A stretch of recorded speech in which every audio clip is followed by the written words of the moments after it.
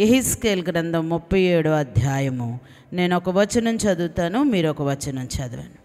యెహోవా హస్తము నా మీదికి వచ్చెను, నేను ఆత్మవశుడినై ఉండగా యెహోవా నన్ను తోడుకొని పోయి ఎముకలతో నిండియున్న ఒక లోయలో నన్ను దింపెను.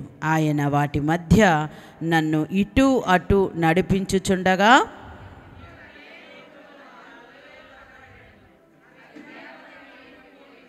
ఆయన, నరపుత్రుడా, ఎండిపోయిన ఈ ఎముకలు బ్రతకగలవా అని నన్ను అడగగా, ప్రభువా యెహోవా, అది నీకే తెలియనని నేనంటిని.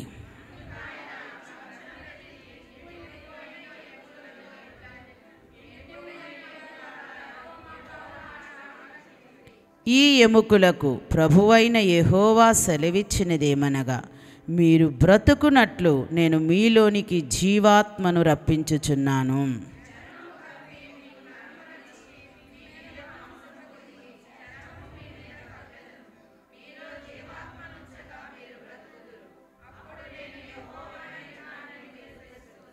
ఆయన నాకిచ్చిన ఆజ్ఞ ప్రకారము నేను ప్రవచించుచుండగా గడగడమను ధ్వని ఒకటి పుట్టెను. అప్పుడు ఎముకలు ఒకదానితో ఒకటి కలుసుకొనెను.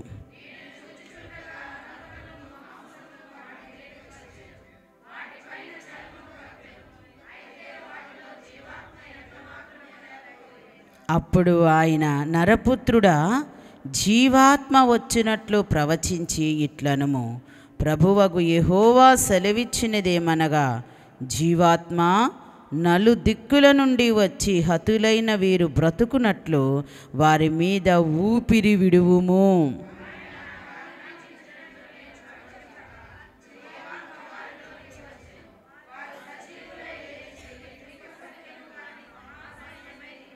అప్పుడు ఆయన నాతో ఇట్లనెను, నరపుత్రుడా, ఈ ఎముకలు ఇశ్రాయేలీయులందరినీ సూచించుచున్నవి. వారు, మన ఎముకలు ఎండిపోయెను, మన ఆశ విఫలమాయెను, మనము నాశనమైపోతిమి అని అనుచున్నారు.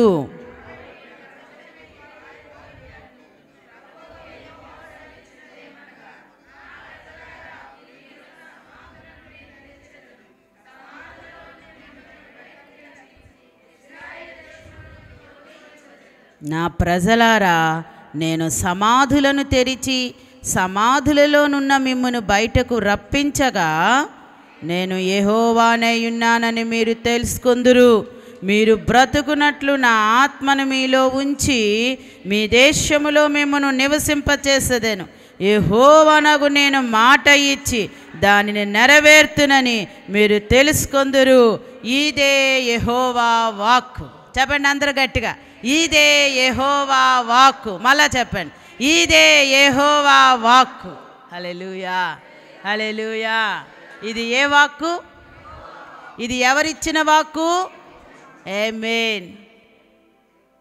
శారక్ ఇచ్చిన వాక్కు కాదు. ఆ వాక్కు అయితే నమ్మొద్దు. ఇది ఎవరిచ్చిన వాక్కు? చెప్పాలి, ఇది ఎవరిచ్చిన వాక్కు? దేవుడు నాకిచ్చిన వాక్కు అని చెప్పండి. దేవుడు నాకిచ్చిన వాక్కు. హల్లెలూయా, హల్లెలూయా, హల్లెలూయా. ప్రియ దేవుని బిడ్డలారా, దేవుని మాట సత్యమైనది, దేవుని మాట యథార్థమైనది, దేవుని మాట అది నిర్మలమైనది, దేవుని మాట నెరవేర్చే మాట కదా.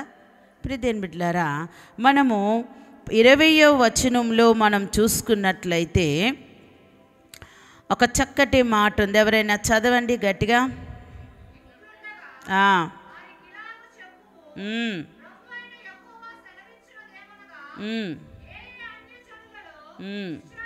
కాదమ్మా, కాదు, సారీ. 37వ అధ్యాయం 11వ వచనం చదవండి.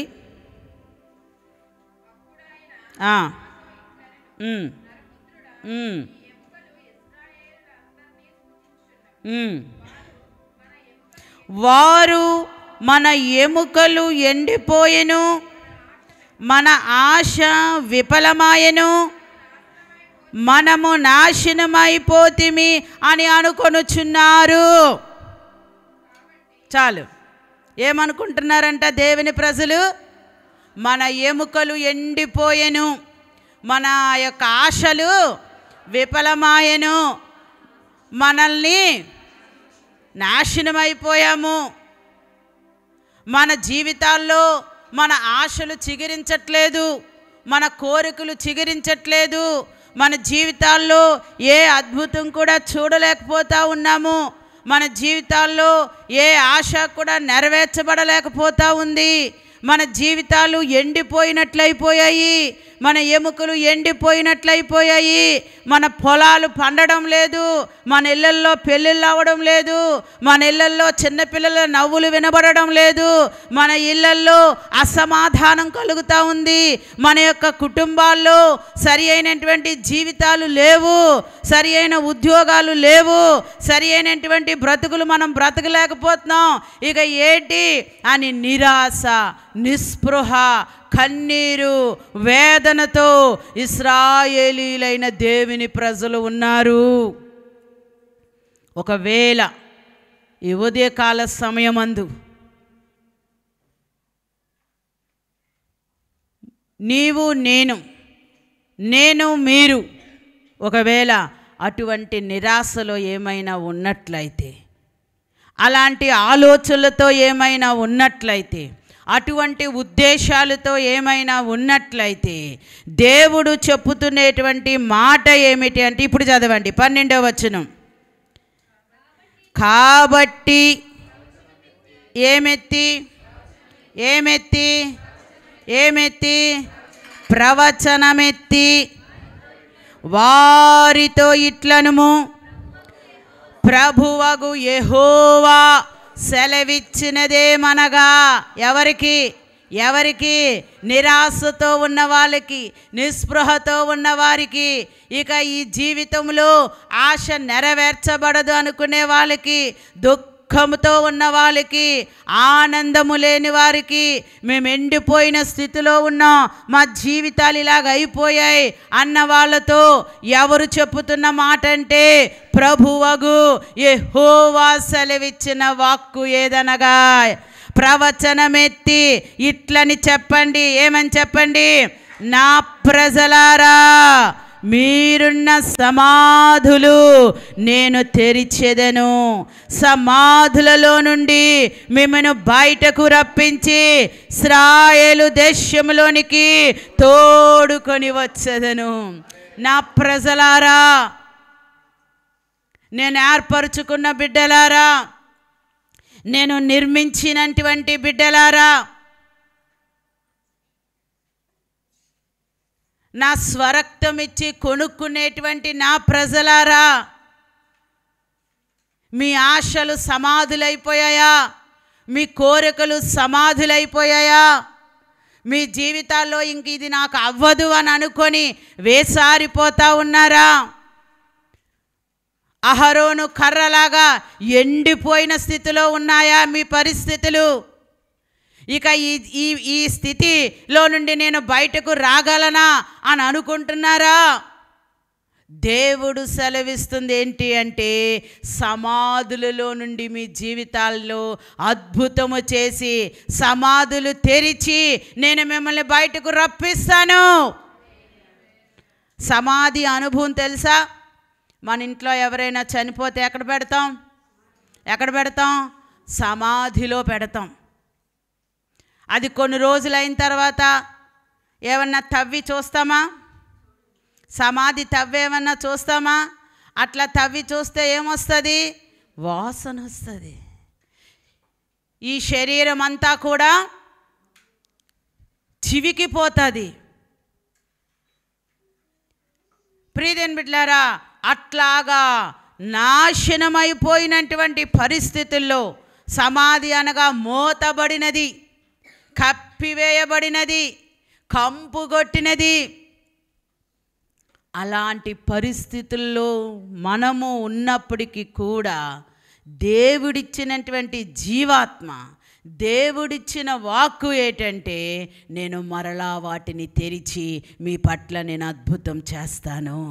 తిరిగి మరలా అహరోను కర్ర చిగురించినట్లుగా అహరోను యొక్క కర్ర మరి చిగురించి ఆశీర్వాదకరంగా మారినట్లుగా నా జీవితాలను కూడా నేను దేవుడు చేస్తాను అని ఈ ఉదయకాలమందు ప్రభు మనతో మాట్లాడుతూ ఉన్నారు. హల్లెలూయా, హల్లెలూయా. ప్రియ దేవుని బిడ్డలారా, నీ లోపల దేవుడు తన జీవాత్మని ఊదాడు. ఎప్పుడు? నువ్వు పుట్టకముందే ఈ ఊపిరి మన దేవుడు మనకిచ్చిన ఊపిరి.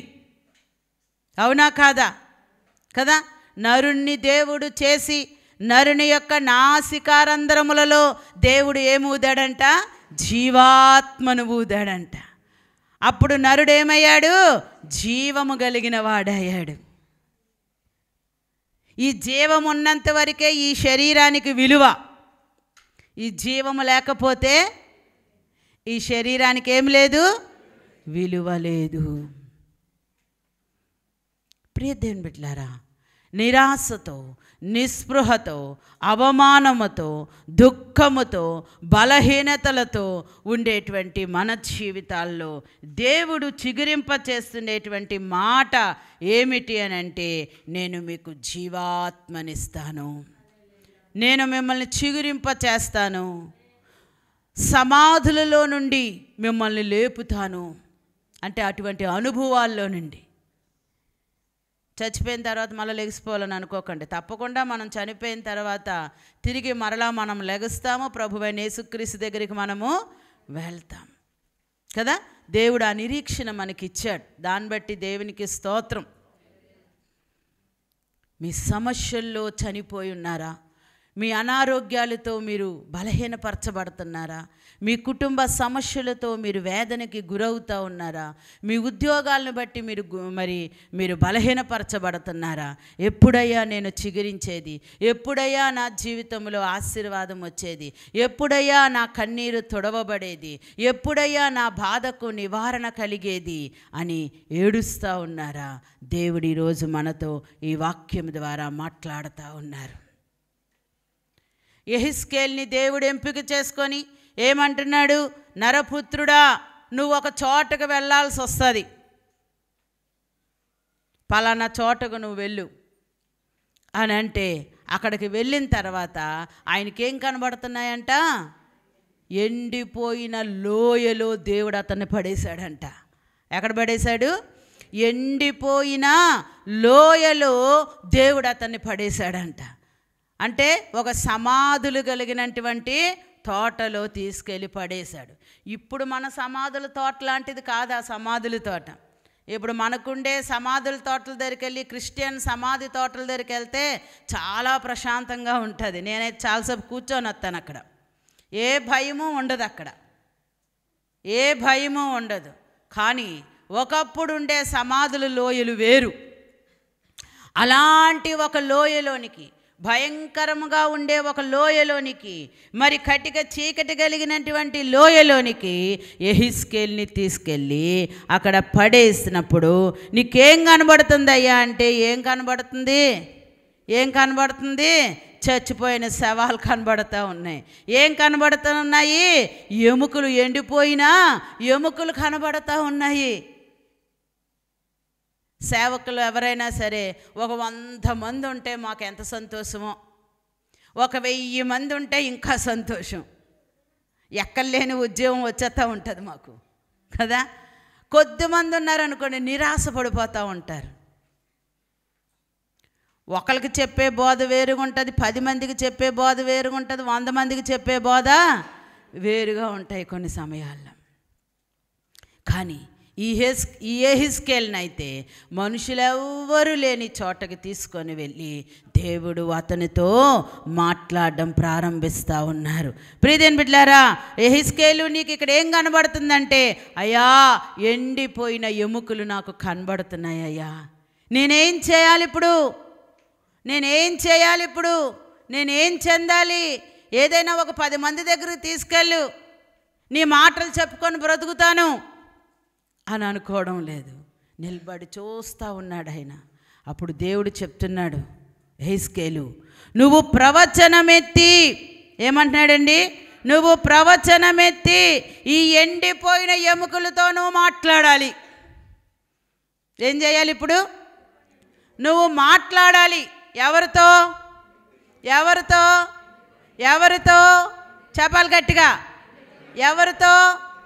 ఎండిపోయిన ఎముకలతో ఈ సేవకుడు, ఈ ప్రవక్త ఇప్పుడు మాట్లాడాలి.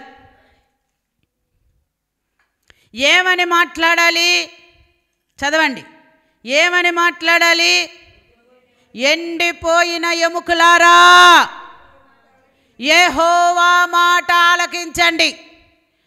మనుషుల మాటలు ఆలకించొద్దు, లోకస్తుల మాటలు ఆలకించొద్దు, లేకపోతే బంధువుల మాటలు ఆలకించొద్దు, డాక్టర్ల మాటలు ఆలకించొద్దు. ఎవరి మాట ఆలకించండి? ఎవరి మాట ఆలకించండి? ఎవరి మాట? దేవుని మాట ఆలకించండి. ఎండిపోయిన ఎముకలారా, యెహోవా మాట వినండి. చెవులున్నాయా ఎముకలకి? వినికిడి శక్తి ఏమైనా ఉందా? ఉందా? లేదు. మరి ఎలాగా వినమంటున్నాడు ఆయన? ఎండిపోయిన ఎముకలతో నువ్వు మాట్లాడు. పాపం ఈ ప్రవక్త ఏం చేస్తున్నాడు? దేవుడు చెప్పినట్లుగా మాట్లాడుతూ ఉన్నాడు. ప్రవచనం ఎత్తి మాట్లాడు, విశ్వాసంతో మాట్లాడు, నమ్మకముతో మాట్లాడు, హృదయ శుద్ధితో మాట్లాడు, దేవుని వాక్కుని నమ్మి మాట్లాడు, దేవుని మాటను విశ్వసించి మాట్లాడు. విశ్వాసం లేకుండా ఏ మాట మాట్లాడినా అది మన జీవితాల్లో జరగదు. విశ్వాసముతో మాట్లాడు. దేనితోని? వినేవారితో కాదు, వినలేని వారితో మాట్లాడు. వినేవారితో కాదు, ఎవరితో మాట్లాడాలి? వినలేని వారితో. వినలేని వారు ఎలా ఉంటారు? మన మాట విని వినలేనట్లు ఉంటారు కొంతమంది. కొంతమంది ఏం చేస్తారు? మాట్లాడావులే పా అంటారు. కొంతమంది ఏమంటారు? నువ్వే చెప్పాలి నాకు. ఏమంటారమ్మా? నువ్వే చెప్పాలి నాకు అంటారు కదా. నువ్వు చెప్తే వినే స్థితిలో నేనేమీ లేను అని అంటారు కొంతమంది. అయితే అలాంటి వారు తెలి నువ్వు విను, దేవుడు చెప్తున్నాడంటే అనకండి. చెంపలు పగిలిపోతాయి వాళ్ళ ద్వారా మనకి. అలాంటి స్థితులు కలిగిన వారు, అలాంటి పరిస్థితులు ఉండేటువంటి వారు నీ జీవితంలో ఉన్నట్లయితే, అటువంటి సమస్యలు కలిగిన పరిస్థితులు నీ జీవితంలో ఉన్నట్లయితే, వాటితో ఏకాంతముగా ప్రభు దగ్గరికి వెళ్ళి మీరు ప్రవచనం ఎత్తి మాట్లాడండి. ప్రవచనం అంటే ఏంటి? విశ్వాసముతో పలకడము. జీవము మరణము ఎవరి వశంలో ఉంది? నాలుక వశములో ఉంది. నీ మాట వశములో ఉంది. సామెతల గ్రంథంలో ఉందా లేదా ఆ మాట? జీవమరణములు, జీవమరణములు, చెప్పండి గట్టిగా, నాలుక వశము. దేవుడు నీ నాలుకకు, నీ మాటకు దేవుడు శక్తి ఇచ్చాడు. దేవుని మాటను, అందుకే అక్కడ ఏముంది? ప్రభువైన యెహోవా సెలవిచ్చినది ఏమనగా. యెహెజ్కేలు, ఇదిగో నేను చెప్తున్నాను, నువ్వు చెయ్యి, నువ్వు ఇలాగ అయిపో అని ఎముకలతో చెప్తే ఏమీ కూడా కలిగేది కాదు. దేవుని మాటను నమ్మి, దేవుని వాక్కును నమ్మి నీవు పలకాలి, నువ్వు మాట్లాడాలి. ఎవరితో? ఎండిపోయిన సమస్యలతో. ఇక చిగిరించవు అనే సమస్యతో, ఇక బాగుపడవు అనే సమస్యతో, ఇక స్వస్థత లేదు అనే సమస్యతో, ఇక ఈ పరిస్థితిలో నేను జయము పొందలేకపోతున్నానేమో అనే పరిస్థితితో ప్రవచనమెత్తి మాట్లాడు. ప్రవచనమెత్తి మాట్లాడు. విశ్వాసంతో మాట్లాడు. నమ్మకముతో మాట్లాడు. ఏమని మాట్లాడమంటున్నాడు? చదవండి. ఎండిపోయిన ఎముకలారా, ఎండిపోయిన ఎముకలారా, యెహోవా మాట ఆలకించండి. ఎండిపోయిన సమస్యలారా, ఎండిపోయినటువంటి డాక్టర్లు చేతులెత్తేసినటువంటి పరిస్థితులారా, ఏ అధికారుల ద్వారా సహాయము రావట్లేదు అనుకునేటువంటి ఎండిపోయిన ఎముకలారా, ఏ వ్యక్తి మాట వినడం లేదు అనుకునేటువంటి ఎండిపోయిన ఎముకలారా, దేవుని మాట ఆలకించండి అని ఏం చెప్పమంటున్నాడు? చదవండి. ఈ ఎముకలకు ప్రభువైన యెహోవా సెలవిచ్చినదేమనగా, మీరు బ్రతుకునట్లు నేను మీలోనికి, ఆమేన్, హల్లెలూయా, మీరు బ్రతుకునట్లు మళ్ళా చదవండి. మీరు బ్రతుకునట్లు నేను మీలోనికి జీవాత్మను పంపుచున్నాను. ఆమేన్, ఆమేన్, ఆమేన్, ఆమేన్. చెప్పాలి ఆమేన్, హల్లెలూయా. మీరు బ్రతుకునట్లు, తిరిగి మరలా ఇది చిగురించినట్లు, తిరిగి మరలా ఆరోగ్యము కలుగునట్లు, తిరిగి మరలా మునుపటి వైభవము కలుగునట్లు, తిరిగి మరలా నూతన జీవము కలుగునట్లు, తిరిగి మరలా ఆధ్యాత్మికమైన జీవితంలో మనము ముందుకు వెళ్ళగలుగునట్లు ఎండిపోయిన ప్రతి పరిస్థితితో పాస్టర్ గారు చెప్పడం కాదు, పాస్టర్ అమ్మగారు చెప్పడం కాదు, ఎవరో ప్రవచనాలు చెప్పిన వాళ్ళ దగ్గరికి వెళ్ళిపోవడం కాదు, ఎవరో ప్రవచనాలు చెప్పే వాళ్ళకి మన తలలు ఇచ్చేయడం కాదు. నీవు మాట్లాడు, నీవు మాట్లాడు, నీవు మాట్లాడు. దేవుడేమంటున్నాడు?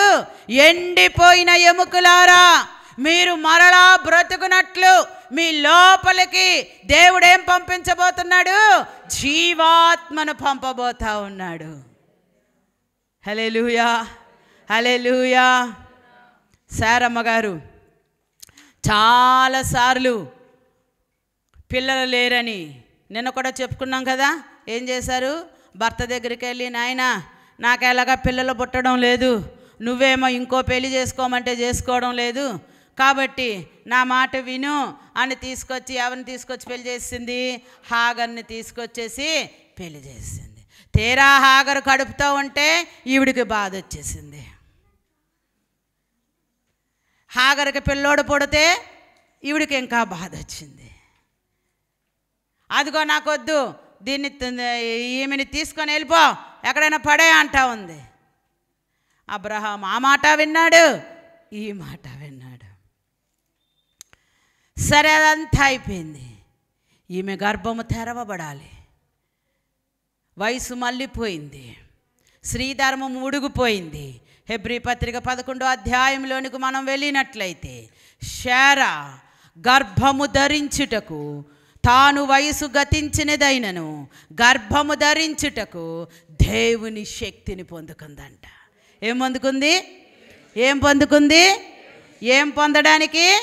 ఎండిపోయిన తన గర్భము తిరిగి, ఎండిపోయిన తన గర్భము, శ్రీధర్మము ఉడిగిపోయింది కాబట్టి ఎండిపోయిన గర్భమే. చాలాసార్లు స్త్రీలకి హిస్టరెక్టమీ ఆపరేషన్ అవుతుంది, గర్భసంచి తీసేస్తారు కొన్ని పరిస్థితులను బట్టి. అప్పుడు అది రిమూవ్ చేసే ముందు డాక్టర్స్ ఏం అడుగుతారంటే, ఒకవేళ చిన్నపిల్ల యవనస్తులు లాంటి వాళ్ళకైతే, అమ్మా మరి నీకు పిల్లలు ఉన్నారా అంటే లేరండి అంటే, అయితే కొన్నాళ్ళు ఆగు అంటారు. కొంతమంది కొంచెం పెద్దవాళ్ళం అయిపోయాం అనుకోండి, వాళ్ళకి ఇంకేమీ అడగరు, ఎందుకంటే దాంతో ఇంకా పని లేదు, దానితో ఇంకా పని లేదు. ప్రియదేని బిడ్డలారా, మరి ఆ శారమ్మ గారికి అది పూర్తిగా ఉడిగిపోయింది, వయసును బట్టి ఎండిపోయింది, ఇక జీవము లేదు. ఏం లేదు? ఏం లేదు. ఈ కడుపులో పిల్లలను కనే జీవము లేదు, ఆధారాలు లేవు. ఆమె నిరాశ చెందిన దినాలున్నాయి, ఆమె ఏడ్చిన దినాలున్నాయి, ఆమె నవ్విన దినాలున్నాయి, ఆమె బాధపడిన దినాలున్నాయి, తొందరపాటు వల్ల తన భర్తకి వేరొక వివాహము చేసిన దినాలున్నాయి, వేసారిపోయిన దినాలున్నాయి.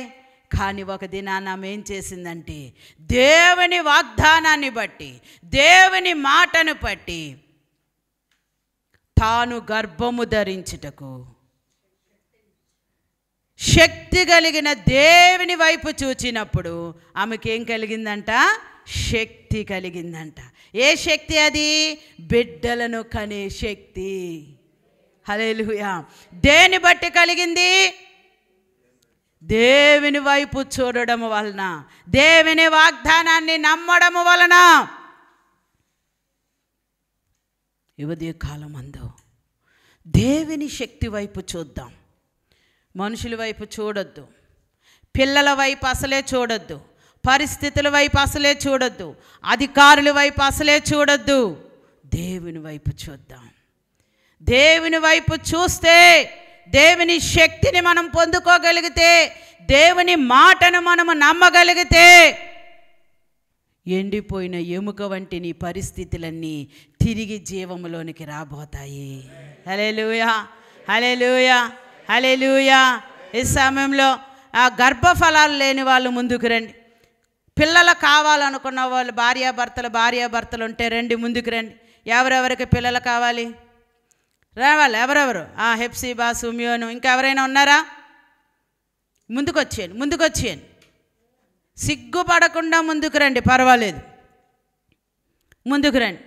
మేరీ ముందుకు రా. నువ్వు మనమందరము చేతులెత్తి, వీళ్ళేం ముసలోళ్ళు కాదు, నిన్నగాక మొన్న పెళ్ళైన వాళ్ళు వీళ్ళు, అబ్రాహాం సారాలు కాదు వీళ్ళు, కానీ దేవుని శక్తి వీరి లోపల కలగాలి. రామ్మా పాప, దా.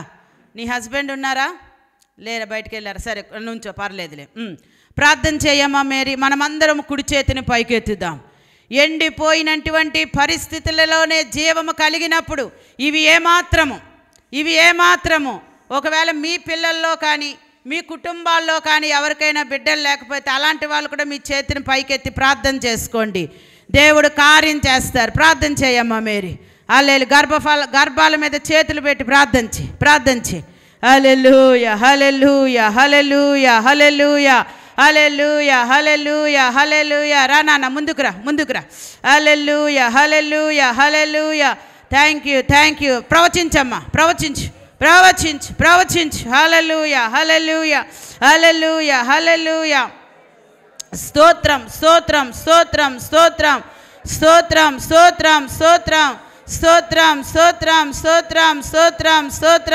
హల్లెలూయా, hallelujah, hallelujah, hallelujah, hallelujah, hallelujah, హల్లెలూయా. ప్రార్థిద్దాం. ఏ పరిస్థితి అయినా మన దేవుడు శక్తిమంతుడు. ఏ స్థితికైనా మన దేవుడు శక్తిమంతుడు. ఏ పరిస్థితుల్లోనైనా ఆయన జీవము కలిగిన దేవుడు. హల్లెలూయా, హల్లెలూయా, హల్లెలూయా, హల్లెలూయా. ప్రభువా, వీరి గర్భములు తెరవబడునుగాక.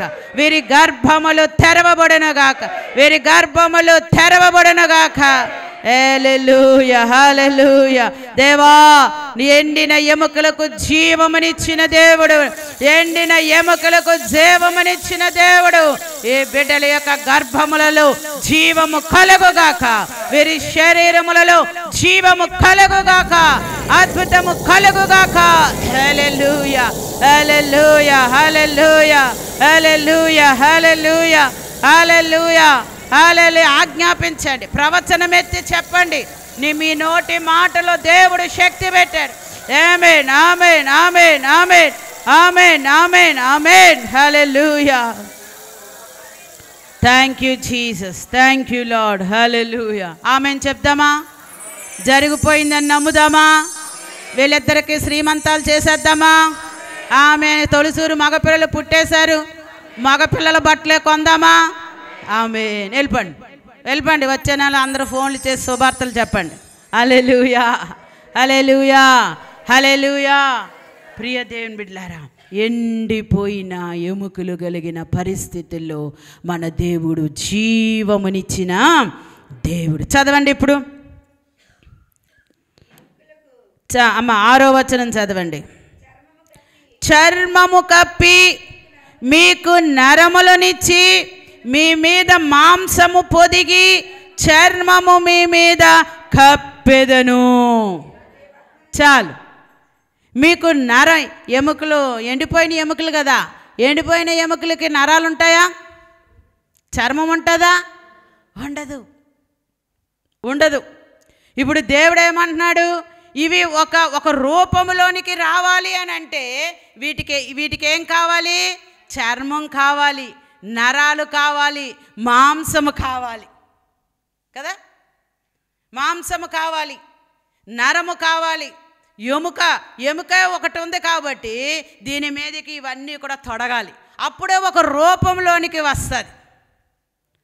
రూపము లేని పరిస్థితులు అనగా ఆధారము లేని పరిస్థితులు కొన్ని ఉంటాయి మన జీవితాల్లో.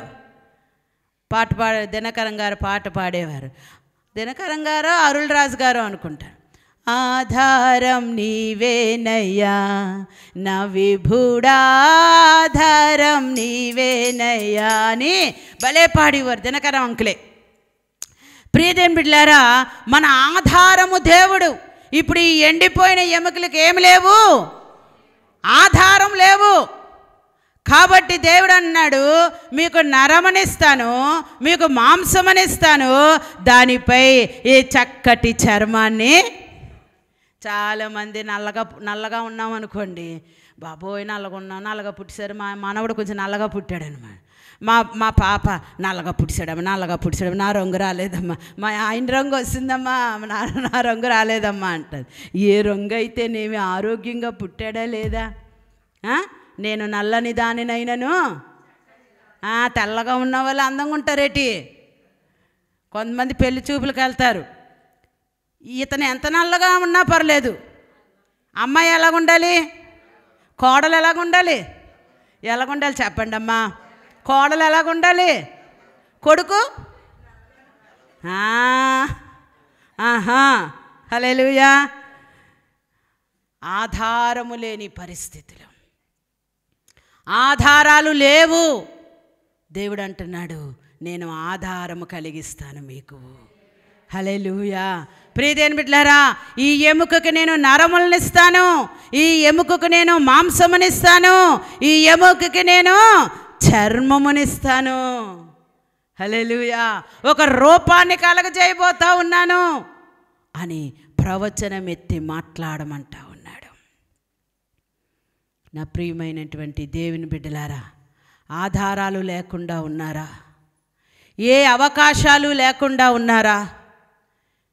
ఎంతమంది సహాయము కోరుతున్నా ఎవరు కూడా సహాయము చేయలేకపోతా ఉన్నారా? ఒక్కొక్కసారి మా పిల్లలు సేవకులం కదా, మా పిల్లలు మమ్మల్ని ప్రశ్నిస్తారు. ఏమంటారంటే, ఫలానా వాళ్ళు మీకు తెలుసు, ఫలానా వాళ్ళు మీకు ప్రార్థన చేయించుకోవడానికి వస్తారు, ఫలానా వాళ్ళు మీకు ఫోన్లు చేస్తారు, అర్ధరాత్రి అయినా మీరు లెగిసి ఎత్తేస్తారు ఫోన్లు, కానీ మాకు ఒక మంచి ఉద్యోగం ఇప్పించలేరా వాళ్ళతో మాట్లాడి?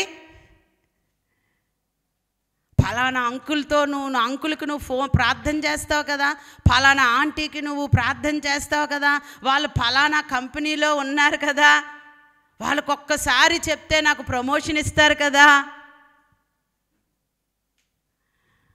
వాళ్ళు ఒకవేళ మేము మా పిల్లల మాటలను పట్టుకొని వాళ్ళతో మాట్లాడితే, చూద్దాం పాస్టమ్ గారు, ఏమంటారండి, చూద్దాం, మాట్లాడదాం, అంతే. మళ్ళా జవాబు ఉండదు వాళ్ళ దగ్గర నుంచి. వాళ్ళు ప్రార్థన చేయించుకోవడానికే ఫోన్ చేస్తారు, కానీ మరలా జవాబులు కొన్ని సమయాల్లో ఉండవు. 1-2 సార్లు జ్ఞాపకం చేస్తాం, మూడోసారి మళ్ళా జ్ఞాపకం చేయడానికి మనకే సిగ్గేస్తూ ఉంటుంది. అవునంటారా కాదంటారా? కదండి. ప్రియదేని బిడ్డలారా, కొన్నిసార్లు మనుషుల వలన మనకి సహాయం రాదు, మనుషుల వలన మనకి మరి ఏ ఆధారము కూడా దొరకదు. ఇది ఏంటి ఈ పరిస్థితులు అనుకునేటువంటి నిరాశలోనికి మనం వెళ్ళిపోతూ ఉంటాం. కానీ దేవుడు అంటున్నాడు, నేను ఆధారము కల్పిస్తాను మీకు, నేను మీకు ఆశ్రయము కల్పిస్తాను, నేను మీకు సహాయం చేస్తాను, మనుషులు కాదు. చూడండి దేవుని వాక్యంలో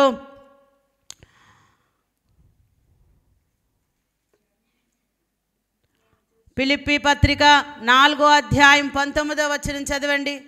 ఫిలిప్పీ పత్రిక 4వ అధ్యాయం 19వ వచనం. కాగా దేవుడు తన ఐశ్వర్యము చొప్పున క్రీస్తు యేసునందు మహిమలో మీ ప్రతి అవసరము తీర్చును. ఆమేన్, హల్లెలూయా. మన ప్రతి అవసరము ఎవరి యందు తీర్చబడాలి? క్రీస్తు యేసునందు తీర్చబడాలి.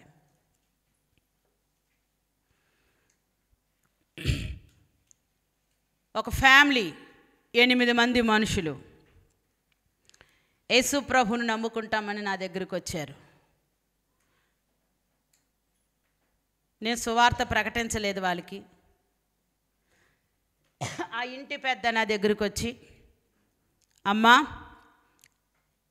దేవుడు నాతో మాట్లాడాడు, మేము యేసు ప్రభువును నమ్ముకోవాలనుకుంటున్నాం, మరి మేమేం చేయాలి అని అంటే, వాళ్ళు వెళ్ళే మార్గాన్ని నేను కొంత విసిదపరిచి వాళ్ళతో మాట్లాడి ప్రభువు దగ్గరికి వారిని నడిపించడానికి దేవుడు ఒక చిన్న సహాయమైన పాత్రగా నన్ను నిలబెట్టాడు.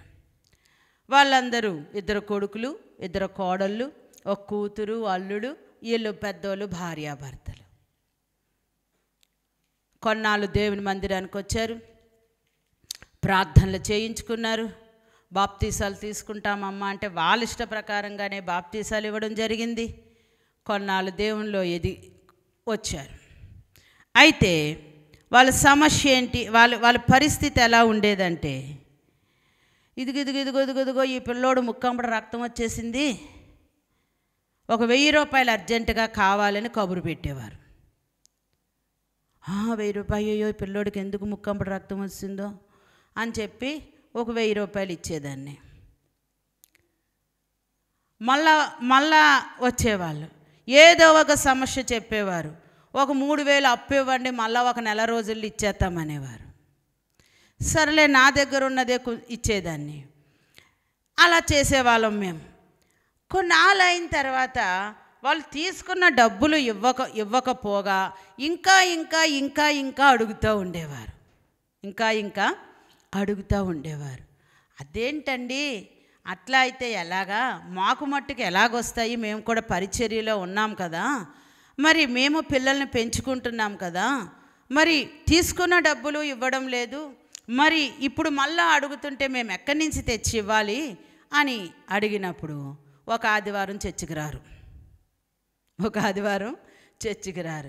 మరలా సేవకులం కదా, ఏం చేస్తాము, ఆదివారం చర్చికి రాలేకపోతే పరిగెత్తుకొని వెళ్ళి, అమ్మ ఎందుకు రాలేదంటే ఏదో ఒక వంక సరిగ్గా మాట్లాడేవారు కాదు.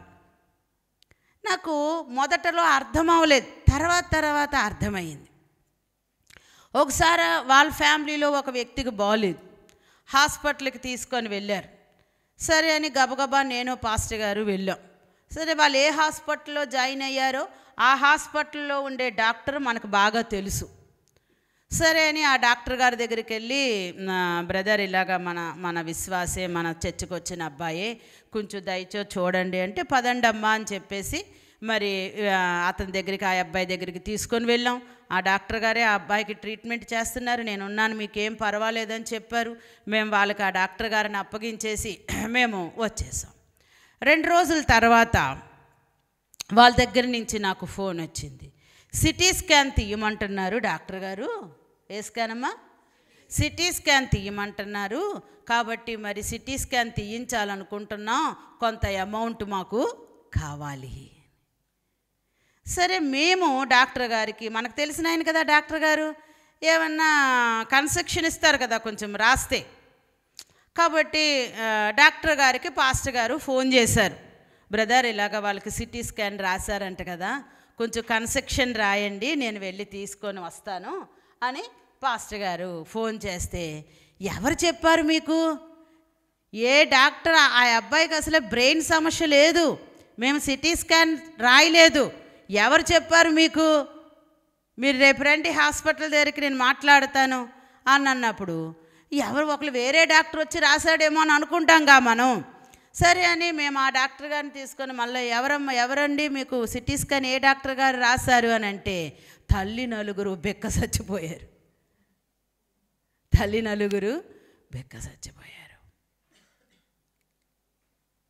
తరువాత వాళ్ళు 8 మంది కూడా దేవునిలో నుండి వెనక్కి వెళ్ళిపోయారు.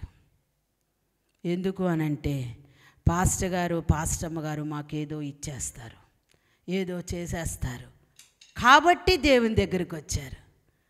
దానివలన దేవుని ప్రేమను చూడగలిగారా? దేవుని శక్తిని పొందుకోగలిగారా? దేవుని యొక్క ఆశీర్వాదాలను పొందుకోగలిగారా? మేము ఎంతవరకు సహాయం చేయగలం? మా శక్తి ఉన్నప్పుడు చేయగలం, శక్తికి మించి చేయలేం.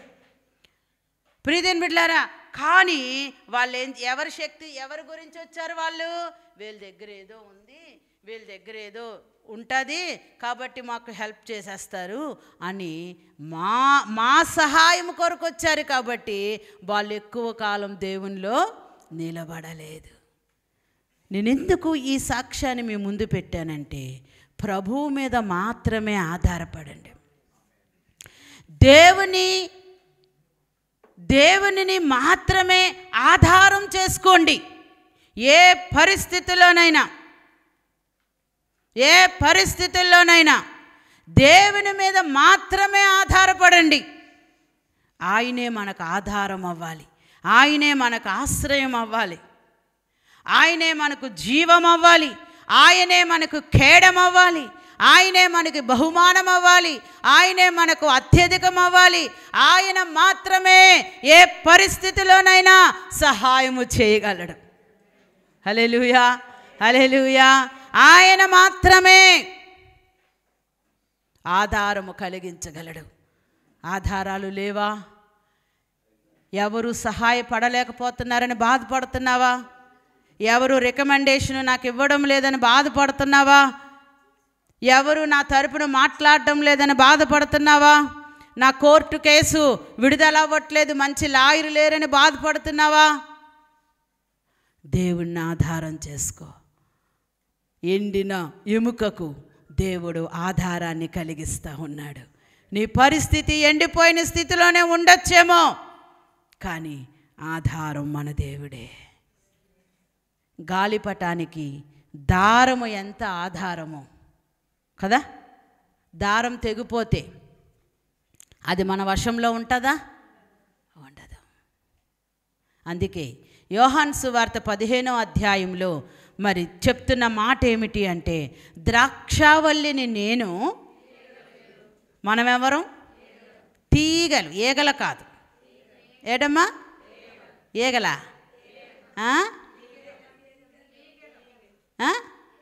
తీగలు. హల్లెలూయా. ద్రాక్షావల్లిని నేను, తీగలు మీరు. ఎవడు నా యందు నిలిచి ఉంటాడో వానిని నేను బహుగా బహుగా బహుగా. హల్లెలూయా. ఒకసారి చేతులు పైకెత్తి దేవునికి స్తోత్రం చెప్పండి. ఎవడు నా యందు నిలిచి ఉంటాడో వాడిని నేను బహుగా ఫలించేటట్లు చేస్తాను.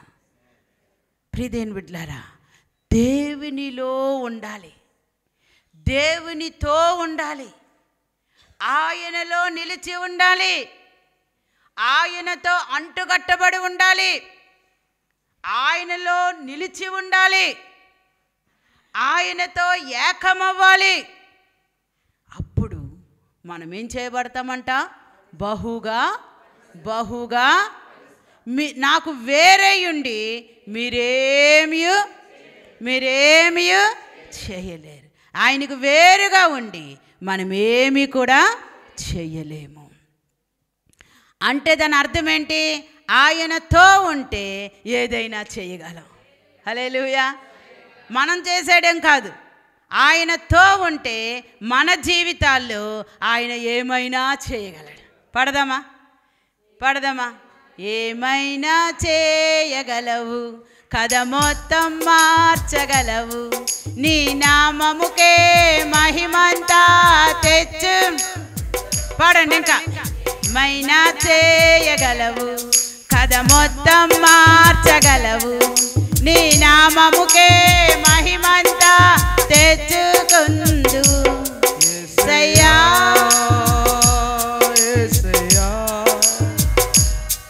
నీకే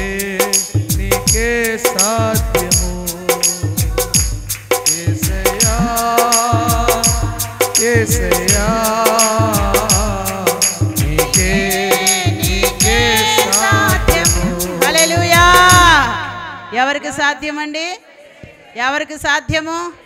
ఎవరికి సాధ్యము?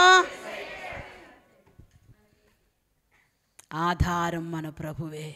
భయపడకండి, భయపడకండి, దుఃఖపడకండి, వేదన చెందకండి, కలవరపడకండి. మా అక్కకు మా అందరికన్నా పెద్ద ఆమె. మేమందరము ఆవిడ ప్రార్థన చేసినప్పుడు మేమందరము దేవుని దగ్గరకు వచ్చిన వాళ్ళమే. గత దినాల్లో ఆమెకు షుగర్ ఎక్కువైపోవడం వల్ల బొటనవేలికి చిన్న ఇన్ఫెక్షన్ అయ్యి మొన్న శుక్రవారం దినాన, అంటే మొన్న శుక్రవారం కాక ముందు శుక్రవారం దినాన్న ఆ బొటనవేలు తీసేశారు, కాలికుండే బొటనవేలు. ప్రియదేని బిడ్డలారా, నేను శనివారం రాత్రి నేను వచ్చినప్పుడు నిజంగా తను చూసినప్పుడు చాలా ఏడుపు వచ్చింది. సరే పడుకుంది కదా అని నేను పక్కనే ఉండే రత్నతో, అంటే బిడ్డతో నేను మాట్లాడుతున్నాను. పడుకుందా, పడుకొని లేపొద్దులే అని చెప్తున్నాను. నా స్వరము అంత చిన్నగా మాట్లాడిన నా స్వరం విని చిన్నా అని తను ఏడ్చేసింది పాపం. అంత పెద్ద 73 సంవత్సరాల వయసు కలిగినటువంటి దేవుని సేవకురాలు. మేమిద్దరం ఒకరినొకరిని పట్టుకొని ఏడ్చాం.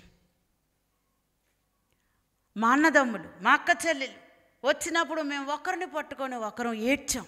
ఎందుకు అంటే ఆ చిన్న ఆ బొటనవేలు, అంటే శరీరంలో అది చిన్న అవయవమే కావచ్చు, కానీ అది మాకు చాలా బాధ అనిపించింది, చాలా దుఃఖం అనిపించింది, చాలా వేదన అనిపించింది మాకు. అయ్యో, నాకు అనిపించింది ఒక ఆధారంలాగా మా అక్క మాకుంటా ఉండేది అన్ని విషయాల్లో కూడా. ఒక ధైర్యం చెప్పడానికి కానీ, ఏదైనా మమ్మల్ని బలపరచడానికి కానీ. అలాంటి వ్యక్తికి ఎందుకు ఇలా జరిగింది అని చాలా వేదన పడ్డాను, నేను కలవరపడ్డాను. అప్పుడు దేవుడు నాతో మాట్లాడాడు. యోహాను సువార్త 14వ అధ్యాయం 1వ వచనం ద్వారా, మీ హృదయములను కలవరపడనీయొద్దు. హల్లెలూయా. మీ హృదయములను కలవరపడనీయొద్దు అని. కొన్ని సమయాల్లో కొన్ని కలవరాలు మన జీవితాల్లో జరుగుతూ ఉంటాయి.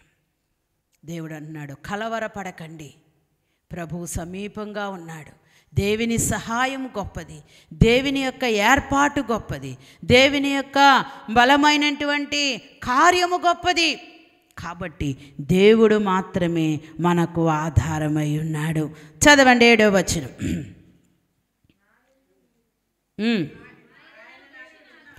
ఆయన నాకిచ్చిన ఆజ్ఞ ప్రకారము నేను ప్రవచించుచుండగా గడ గడ మను ధ్వని ఒకటి పుట్టెను. అప్పుడు ఎముకలు ఒక దానితో ఒకటి కలుసుకొనెను. దేవుని మీద మనము ఆధారపడినప్పుడు, దేవుని వాక్యం మీద మనము ఆధారపడినప్పుడు కుటుంబములో సమాధానం కలుగుతుంది. ఎప్పుడైతే కుటుంబములో సమాధానం ఉందో, భార్య భర్తల్లో, తల్లి తండ్రుల్లో, పిల్లలు తల్లిదండ్రుల్లో, అత్త కోడల్లో ఎప్పుడైతే దేవుని సమాధానం ఉంటుందో అప్పుడు దేవుని కార్యాలు చూడగలం. సమాధానము లేకపోతే ఎన్ని స్తుతి ఆరాధన పండుగలు జరిగినా, ఎన్ని ఉపవాస ప్రార్థనలు జరిగినా, ఎన్ని మరి వాక్యాలు చెప్పినా దేవుని కార్యాలను మనము చూడలేము. దేవుని ప్రజలారా, కుటుంబములో సమాధానం ఉంటే సంఘములో సమాధానం ఉంటుంది. కుటుంబములో సమాధానం ఉంటే ఉద్యోగాల్లో సమాధానం ఉంటుంది. కుటుంబములో సమాధానం ఉంటే దేవుని యొక్క కార్యాలని అద్భుతకరంగా మనము చూడగలం. సమాధానపరుచువారు ధన్యులు. సమాధానము కలిగి ఉందాం. దేవుడు చెప్పిన మాటను ఆజ్ఞాపించగానే ఆ 7వ వచనంలో ఏం పుట్టింది? ఆ ఎముకలన్నీ కూడా ఒక చోటకి కూర్చబడినప్పుడు గడగడమను ధ్వని కలిగింది. మన ఇళ్ళల్లో ఏ ధ్వని కలుగుతుంది? మన ఇళ్ళల్లో ఏ ధ్వని కలుగుతుంది? సామాలు ఇసిరేసే ధ్వన, పిల్లల్ని కొట్టేసే ధ్వనా? అలాగని కొట్టకుండా ఉండకండి, వాయి కొట్టాలి పిల్లల్ని, ఏం పర్లా. మా పిల్లలు ఇప్పటికీ చెప్పుకుంటారు, అమ్మో మా డాడీ మమ్మల్ని ఎప్పుడూ కొట్టలేదు కానీ మా అమ్మ మట్టుకు చితకబాదేసేది అని. నేను మట్టుకు కొట్టేదాన్ని. నా భర్త నాకు ఫుల్ అథారిటీ ఇచ్చేశారు, నీ ఇష్టం అని చెప్పి. కొట్టేదాన్ని పెట్టేదాన్ని, కొట్టేదాన్ని పెట్టేదాన్ని. ప్రియదేని బిడ్డలారా, మరి దేవుని యొక్క ఆ గడగడమను శబ్దం ఎప్పుడు కలిగిందంట? ఒకదానికి ఒకటి జోడైనప్పుడు. చప్పట్లు కొట్టాలంటే మనం ఏం చేయాలి? ఏం చేయాలి?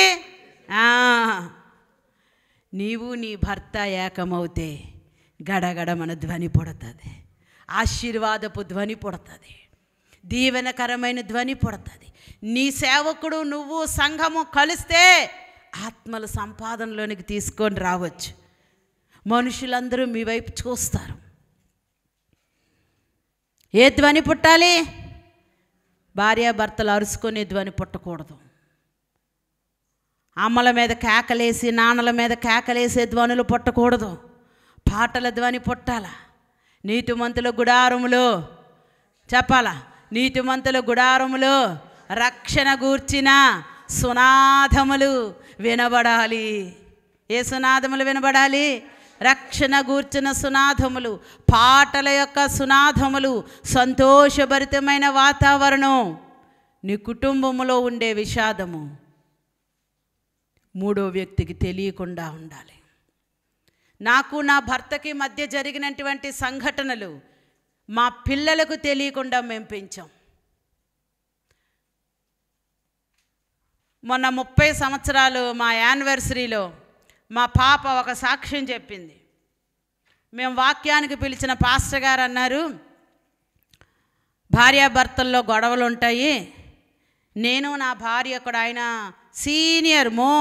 సీనియర్ మోస్ట్ పాస్టర్ గారు, నేను నా భార్య గొడవలాడుకుండేవాళ్ళం, తర్వాత మళ్ళా దేవునిలో సమాధానపరచబడేవారు అని. మా పాప సాక్ష్యం చెప్పమంటే మా పిల్లలిద్దరూ లెగిసి చెప్పారు, మా మమ్మీ మా డాడీ ఎప్పుడు గొడవాడుకున్నారో కూడా మాకు తెలియదని చెప్పారు. వాస్తవం అండి. మేమిద్దరం కూడా ఎప్పుడు కూడా చాలా సమస్యలు ఎదుర్కొన్నాం. లేవనేం కాదు, నేనేం మంచిదాని కాదు, అలాగా నా భర్తే మంచోడు అని నేను చెప్పను. ఉన్నాయి కొన్ని సమస్యలు ఎదుర్కొన్నాం, కానీ ఏ రోజున కూడా ఈ రోజు వరకు మా పిల్లలు ఉన్నప్పుడు మేము ఎప్పుడు మాట్లాడుకోం. ఒకవేళ ఎప్పుడైనా ఏ పరిస్థితిని బట్టైనా ఏదైనా సంఘటన మా ఇద్దరి మధ్యలో వాళ్ళున్నప్పుడు జరిగితే ఆయనైనా కామ్ అయిపోతారు, నేనైనా కామ్ అయిపోతాం.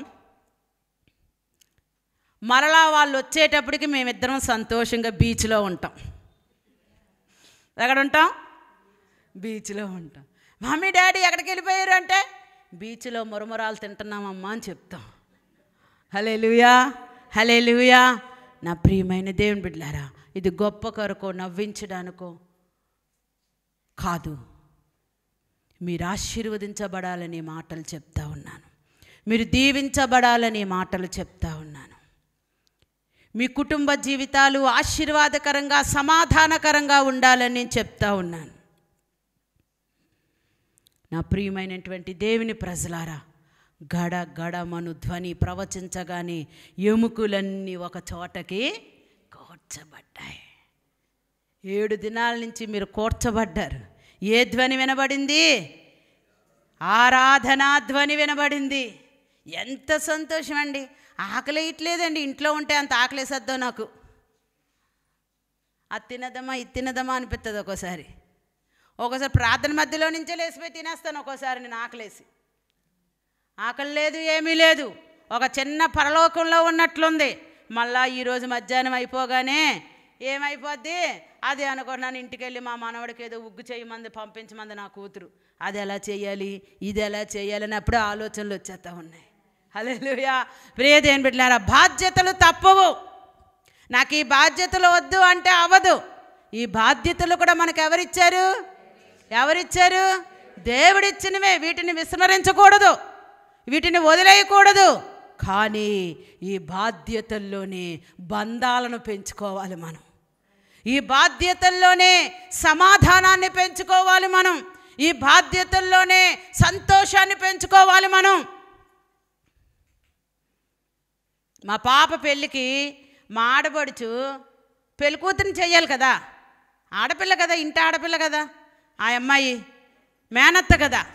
ఏమండి, వాళ్ళ పిల్లలకు పెళ్ళిళ్ళు అవుతే నా భర్త కంటే ముందు నేనే 4 రోజులు ముందు వెళ్ళిపోయి, వాళ్ళు చాలా పల్లెటూరు కాబట్టి నేనే ముందెళ్ళిపోయి మరి ఆ పిల్లలకి పెళ్లి కొడుకుల్ని చేసి పెళ్లి కూతుల్ని చేసి, నా భర్త ఒప్పుకోకపోయినా ఒప్పించి, వాళ్ళు బంగారాలు ఎట్టుకుంటారు కదా, బంగారాలు కొని, ఏమండి అన్నీ చేసి నేను వస్తే నా పెద్ద కూతురికి పెళ్ళైనప్పుడు మరి ఆ అమ్మాయి రాలేదు. కోపం వచ్చింది నాకు, బాధ వచ్చింది నాకు. ఒక్కగానొక్క మేనత్త. పోనీ నేనేమన్నా చేయలేదా? అన్నీ చేసాను. మా ఊరంతా చెప్పుకుంటుంది మా అన్నయ్య కంటే మా వదినమ్మ ఎంత మంచిదో అని. వదినగారులు అలాంటి సాక్ష్యం పొందాలా?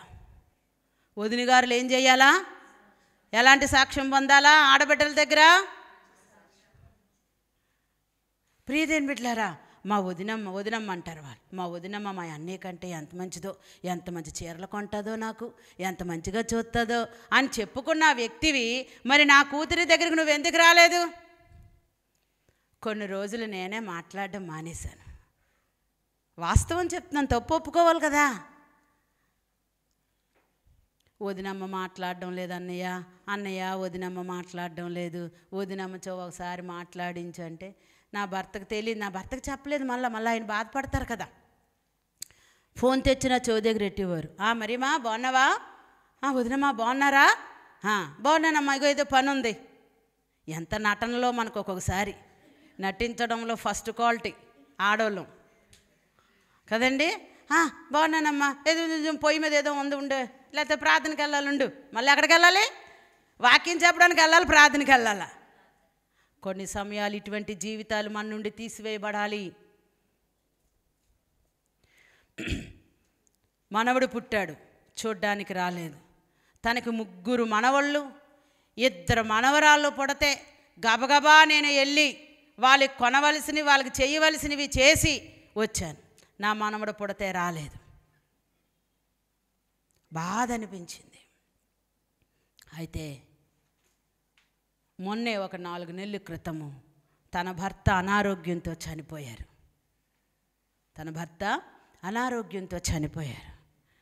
నేను అప్పటికి వైజాగ్లో ఉన్నాను. పాప డెలివరీ అయ్యి ఉంది, 1 నెల రోజులు అయ్యింది, పురటాలు. ప్రియదేని బిడ్డలారా, ఫోన్ వచ్చింది నా భర్త దగ్గర నుంచి. చిన్న ఇట్లాగా దేవసహాయం చనిపోయాడంట. చెప్పాను, మీరు షకీనా వెళ్ళిపోండి, మరి నేను ఇక్కడ పిల్లని వదిలి ఎలా రావాలి? లేదు నువ్వు రావద్దులే, షారోన్ని వదిలి మేమిద్దరం వెళ్తాంలే అన్నారు. కానీ నా మనసుతో ప్రభు మాట్లాడుతూ ఉన్నారు, నువ్వు వెళ్ళు అని. పాపతో చెప్పానమ్మా, నేను వాళ్ళకి వెళ్ళడం అంటే ఇక్కడెక్కడ అనుకున్నారా? ఒక రోజు ప్రయాణం చేయాలి వాళ్ళు ఊరు వెళ్ళాలంటే. సదుపాయాలు లేవు, ప్రయాణ సౌకర్యాలు లేవు అక్కడికి. అయినా సరే కష్టపడి ఇష్టపడి నేను వస్తున్నాను, శవాన్ని తీయకండి అని చెప్పి వాళ్ళతో చెప్పి పాప దగ్గర ఒక మనిషిని పెట్టి నేను వెళ్ళి ఆ కార్యక్రమం చూసుకొని మరలా అదే రోజు రాత్రి బస్సులో ప్రయాణం చేసి మళ్ళీ వైజాగ్ వచ్చాను. నేను ఎందుకు ఈ విషయాన్ని చెప్తున్నానంటే, సమాధానం అనేది మనకి సంతోషాన్ని ఇస్తుంది. మొదట నీవు సమాధాన పడితే, మొదట నీవే సమాధాన కారకుడుగా నీవు ఉన్నట్లయితే అది గొప్ప జీవాన్ని ఇస్తుంది, ధ్వని పొడుతుంది, ఆశీర్వాదం కలుగుతుంది, ఇతరులకు మేలుకరంగా ఉంటాము. ఆ యొక్క ఒకటవ్వడము వల్ల, ఆ ఎముకలు ఒకటవ్వడము వల్ల దేవుని కార్యం అక్కడ జరగబడింది. అందుకే దేవుని వాక్యంలో ఏముంది? నా నామం పేరట 2, 3 కూడిన చోట నేనుంటాను అని దేవుడు చెప్పాడు. ఏమన్నారండి? 2, 3 ఏ నామములో నా నామములో కూడుకుంటారో వారి మధ్యలో నేను.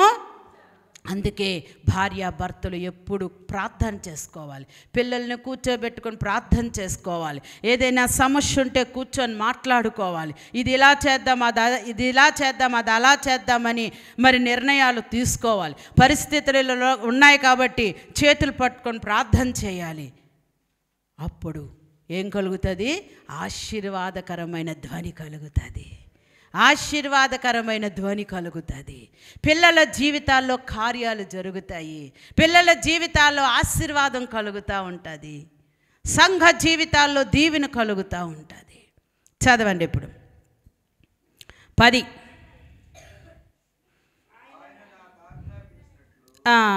బాబు 9వ వచనం చదువు నాన్న. అప్పుడు ఆయన నరపుత్రుడా ఏమొచ్చినట్లు? జీవాత్మ వచ్చినట్లు ప్రవచించి ఇట్లనము.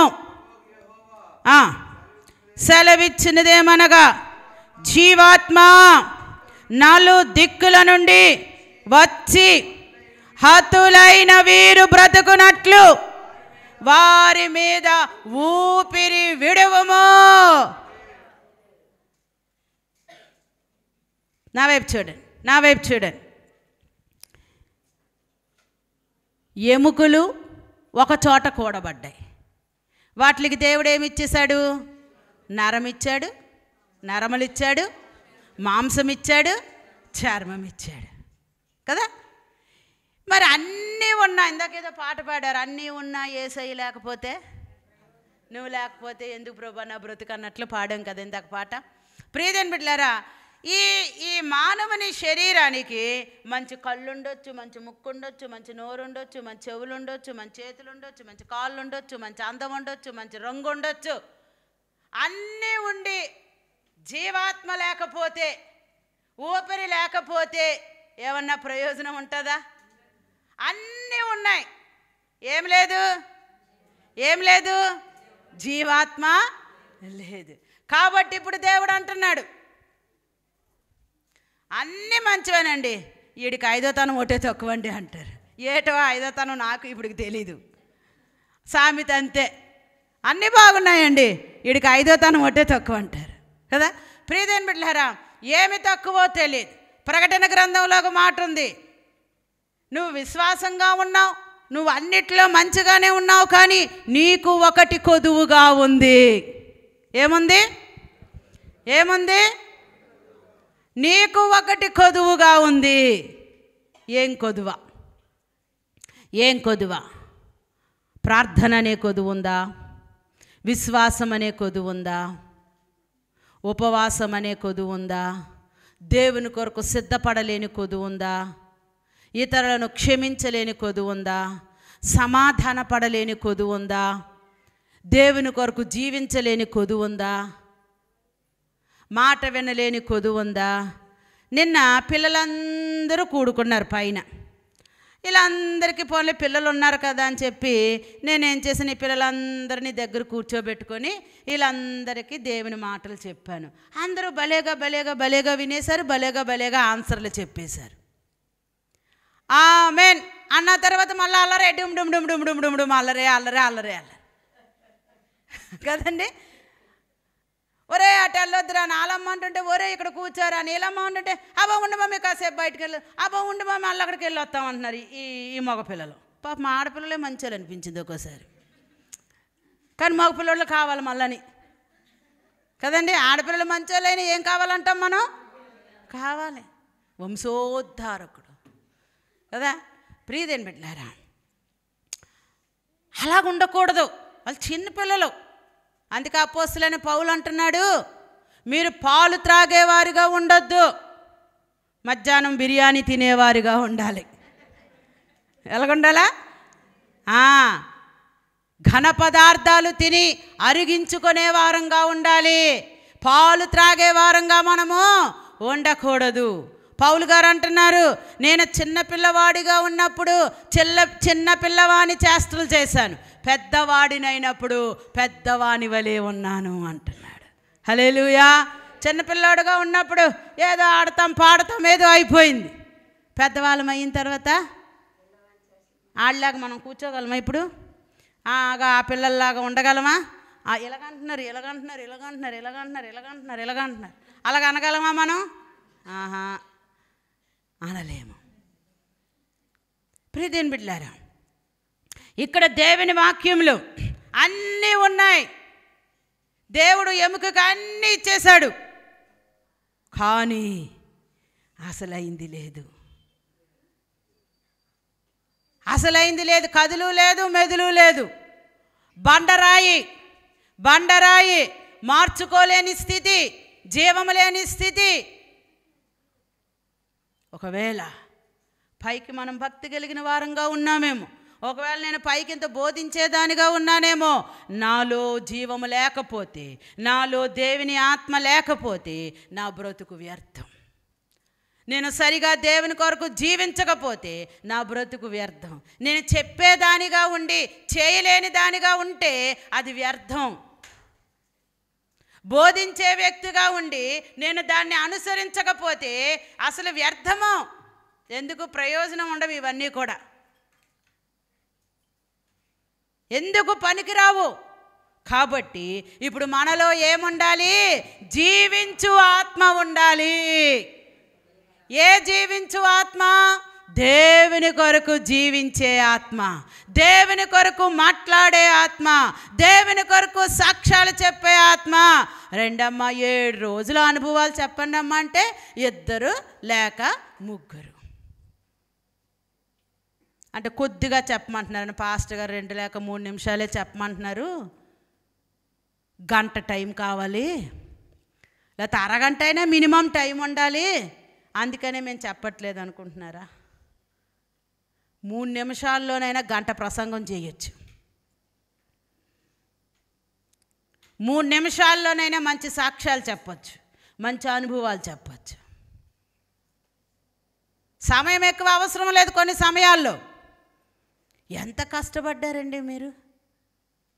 మేమందరం అనుకున్నాం అసలు అలసిపోవట్లేదేటేళ్ళు. అసలు ఆ అబ్బాయి ఆ మీదకు ఆ కీబోర్డు మీద కూర్చొని వాయిస్తూ పాడుతూ వాయిస్తూ పాడుతూ వాయిస్తూ పాడుతూ ఉంటే అలసిపోవట్లేదేంటి? దేవుని ఆత్మ, దేవుని శక్తి కదా.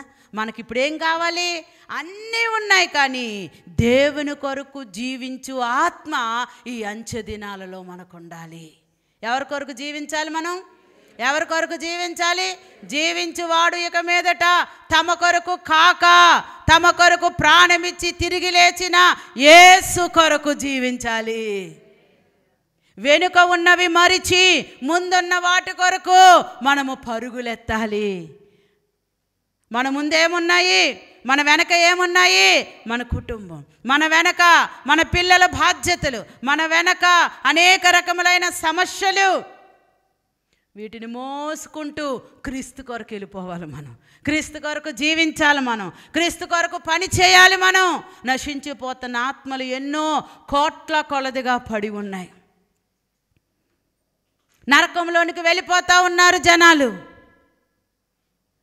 చాలామంది ఏమనుకుంటామంటే నా ఇంటిలో పరిస్థితులే బాగోలేదు కదా, నా సమస్యలే ఎక్కువ ఉన్నాయి కదా, నేను వారికి ఏం చెప్పగలను, నేను వారితో ఏం మాట్లాడగలను, నేను ఎలా సువార్త ప్రకటించగలను, ఒకవేళ ఇగో నీకే ఇంత సమస్య ఉంది, నువ్వు నాకేటి యేసు ప్రభు కొరకు చెప్తున్నావు అని అంటారేమో అని భయపడిపోతూ ఉంటాం. అన్న వాళ్ళు ఎప్పుడు అంటారండి? అన్నివ్వండి, పర్వాలేదు, ధైర్యంగా చెప్పండి. జీవాత్మ మన లోపల కలగాలి, దేవుని ఆత్మ మన లోపల కలగాలి, దేవుని ఊపిరి మన లోపల కలగాలి. కొన్ని నెలలు బట్టి ఒక ప్రార్థన చేస్తున్నాను నేను.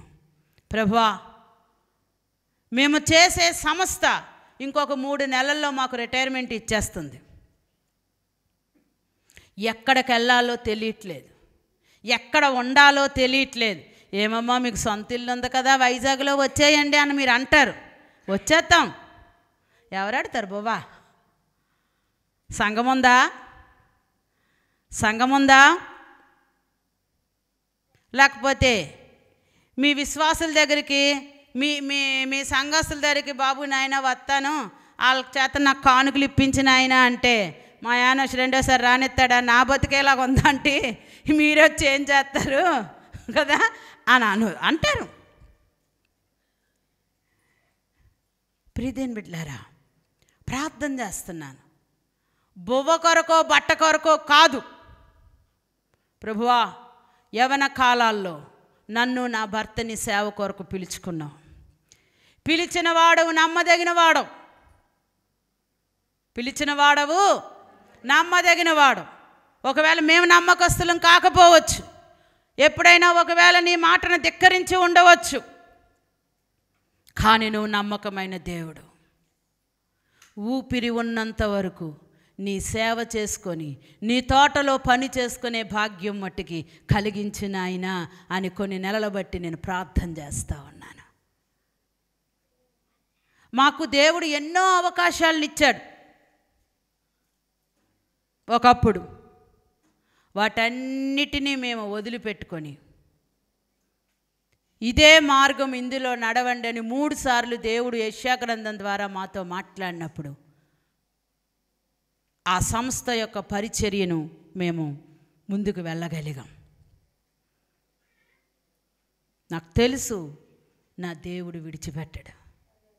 మా పిల్లలు బాధపడిపోతూ ఉంటారు.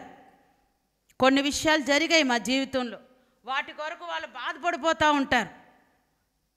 వాళ్ళు అలాగా, వీళ్ళు ఎలాగా, వాళ్ళు ఎలా చేశారు, మిమ్మల్ని వీళ్ళు ఎలా చేశారు, అట్లాగా ఇట్లాగా అంటారు. నేను అంటాను, ఎవరు ఏం చేయలేదు, దేవుడు చేసే అద్భుతం వేరుగా ఉంది. మా పెద్ద పాప అలా ఆయనతో చెప్తుందంట, మా అమ్మ మా నాన్నకి సేవ లేదు, సంఘం లేదు, కాబట్టి వాళ్ళు రిటైర్ అయిపోయిన తర్వాత కొంచెం మనం చూడాలి అని చెప్తుందంట. మా షకీనా అంటది, ఓ పెళ్ళి పెళ్ళి పెళ్ళి పెళ్ళి అంటున్నారు, పెళ్ళిళ్ళు అయిపోయిన తర్వాత మిమ్మల్ని మేము చూడగలమా అంటే, మీరు పెళ్లి చేసుకోకుండా ఉండిపోదామని దాని పని. నేను చెప్తాను, మీ భర్తలతో, మీ ఉద్యోగాలతో, మీ పిల్లలతో హాయిగా ఉండండి. ఎప్పటికైనా మేమే మీకు పెడతాం, కానీ మీరు మాకు పెట్టరు. దేవుడు ఆ స్థితిని మాకు ఇస్తాడని చెప్పాను. మీరు 1,00,000 రూపాయలు ఉద్యోగాలు చేసుకున్నా, మేము తెచ్చుకున్నది 100 రూపాయలే అయినా మేమే మీకు పెట్టే స్థితిలో ఉంటాం. కానీ మీ దగ్గర నుంచి మేము ఏది ఒక్క నూలు పోగైనను మాకు అవసరం లేదు. బాగా బ్రతకండి, ప్రభు కొరకు బ్రతకండి చాలు. హల్లెలూయా, హల్లెలూయా. మొన్న టీచర్స్ డే జరిగింది ఒక సంఘంలో. వాళ్ళు సాక్ష్యాలు చెప్తున్నారు. రిటైర్మెంట్ అయిపోయిన టీచర్స్ చెప్తా ఉన్నారు, మేము ఉద్యోగాలు చేసినప్పుడు జీతాలు అందుకున్న దానికంటే రిటైర్ అయిపోయినప్పుడు పెన్షన్లే ఎక్కువ ఉన్నాయంట వాళ్ళకి. ఒక ఆవిడ 1,00,000 రూపాయల పెన్షన్ అంటుంది, ఒక ఆవిడ 70,000 పెన్షన్ అంటుంది, ఏమండి ఒక ఆవిడ 85,000 అంటున్నారు. దేవుడు మమ్మల్ని రిటైర్డ్ అయిపోయినా విడిచిపెట్టలేదని అంటే, మరి మాలాంటి వాళ్ళ సంగతి ఏంటి? మాలాంటి వాళ్ళు, పెన్షన్ లేని వాళ్ళు, పర్మనెంట్ అవ్వలేని వాళ్ళు, సరైన ఉద్యోగాలు లేని వాళ్ళు సంగతి ఏంటి? ఆ దేవుడే మా దేవుడు, ఆ దేవుడే మా దేవుడు, వాళ్ళ దేవుడే మన దేవుడు. హల్లెలూయా. గవర్నమెంట్ ఉద్యోగాలు లేకపోవచ్చు, పెన్షన్లు లేకపోవచ్చు, పోషించేవారు లేకపోవచ్చు, మగపిల్లలు లేకపోవచ్చు, పరిస్థితులన్నీ అనానుకూలంగా ప్రతికూలంగా ఉండొచ్చు, కానీ దేవుడు జీవమునిచ్చే దేవుడు, ఊపిరినిచ్చే దేవుడు, పోషించే దేవుడు, నెమ్మదినిచ్చే దేవుడు, బలపరిచే దేవుడు, మనమే ఒకరికి పెట్టుకునే స్థితిలో ఉంచే దేవుడు. గట్టిగా చెప్పండి అమ్మ, ఇంకా గట్టిగా చెప్పండి అమ్మ. నమ్ముచున్నాము అని చెప్పండి, నమ్ముచున్నాము అని చెప్పండి, నమ్ముచున్నాము అని చెప్పండి. ఏమి నమ్ముతున్నారు? ఊపిరినిచ్చి జీవమునిచ్చే దేవుడు మన దేవుడు. జీవాత్మ కలుగు గాక అని నీవు ప్రవచించు యెహెజ్కేలు అన్నప్పుడు యెహెజ్కేలు ఏం చేశాడంట? ప్రవచనమెత్తి ఆయన ఊపిరి కలుగును గాక అని ప్రవచనమెత్తి చెప్పగానే జీవాత్మ ఎక్కడి నుంచి వచ్చిందంట? నలుదిక్కుల నుండి. ఎక్కడ నుండి? పిల్లలారా, పిల్లలు, బాయ్స్, ఎక్కడి నుంచి వచ్చింది జీవాత్మ? 4 దిక్కుల నుండి. 4 దిక్కుల నుండి జీవాత్మ వచ్చేసిందంట. గుర్రాలు మాకు లేవు, రథాలు మాకు లేవు, ఏ సైన్యం మనకు లేదు, శూరులు లేరు. నిన్న పాడుకున్నాం కదా, రాజులు లేరు, శూరులు లేరు.